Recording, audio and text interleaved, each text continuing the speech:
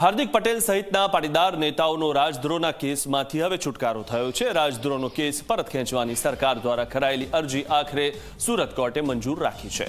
વર્ષ 2015માં પાટીદાર અનામત આંદોલન દરમિયાન ભડકાઉ ભાષણ અને શાંતિ ભંગના આરોપ હેઠળ સુરતના અમરોલી પોલીસ મથકે હાર્દિક પટેલ સહિત અલ્પેશ કથિરિયા, વિપુલ દેસાઈ અને ચિરાગ દેસાઈ સામે રાજદ્રોહની કલમો હેઠળ ગુનો નોંધવામાં આવ્યો હતો અને આ કેસ લાંબા સમયથી કોર્ટમાં પડતર હતો, પરંતુ સામાજિક સમરસતાને ધ્યાને રાખીને સરકારે કેસ પાછા ખેંચવાની પ્રક્રિયા શરૂ કરી હતી, જેમાં રાજ્ય સરકાર દ્વારા આ કેસ પરત ખેંચવા માટે કોર્ટમાં અરજી કરવામાં આવી હતી। આ અરજી પર સુનાવણી બાદ મહેરબાન સુરત સેશન કોર્ટે સરકારના નિર્ણય પર મહોર લગાવી છે।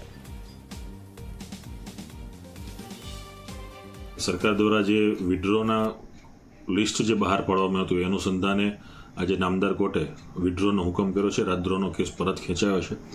આ તબક્કે સૌ સાથી મિત્રોને પણ ખૂબ ખૂબ અભિનંદન આપું છું અને સાથોસાથ સરકારશ્રીએ પણ પોતાના વાયદા અને વચનો મુજબ સમયાંતરે કેસનું જે અપડેશન લીધું છે એ તમામ જે કોઈ પણ આમાં મહેનત કરનાર મિત્રો છે અને ખાસ કરીને સરકાર વકીલ અને સાથોસાથ સરકારને પણ અભિનંદન કે સમયાંતરે કેસનું સંપૂર્ણ ઓબ્ઝર્વેશન કરી અને આજના દિવસમાં આ કેસને પરત ખેંચ્યો છે।